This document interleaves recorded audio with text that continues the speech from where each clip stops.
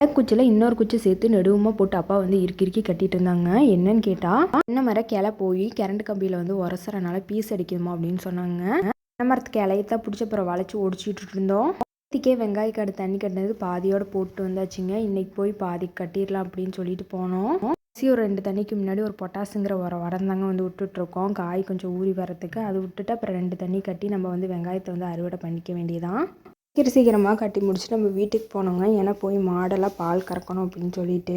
அம்மா வேறு சந்தைக்கு போயிருக்காங்களா, ஃபுல்லாக அப்பா தான் கறந்தாகணும். அட்டையில் என்ன இப்படி கீழே உளுந்து கிடக்குதுன்னு பார்த்தா கோழியை தள்ளி விட்டுருக்கோம்னு பார்த்தா கோழிகளும் இல்லைங்க. இதெல்லாம் வந்து காற்றுல வந்து பறந்து கீழே உளுந்து கிடக்குது. அந்த ஆடி மாத காற்று அந்த அளவுக்கு அடிக்குது. இல்லை இந்த கண்ணுக்குட்டி நம்மளை எப்படா அவுத்து விடுவாங்க மாதிரியே காத்திருக்குங்க. பவுனை அம்மா கறந்தா கொஞ்சம் கம்முன்னு இருக்குங்க. எங்கள் அப்பா கறந்தா ரொம்ப சேட்டை பண்ணிக்கிட்டு அலையும். முன்னாடி ஒரு ஆள் வந்து மூக்கணாங்கயிறை பிடிச்சிருக்கிற மாதிரி தான் இருக்கும். கொஞ்சம் நம்ம லேஸ் வசம் விட்டோன்னா வந்து வாளியை கீழே தள்ளி விட்ருங்க. இருக்கிற பாலெல்லாம் பொல்லுன்னு போயிடும்.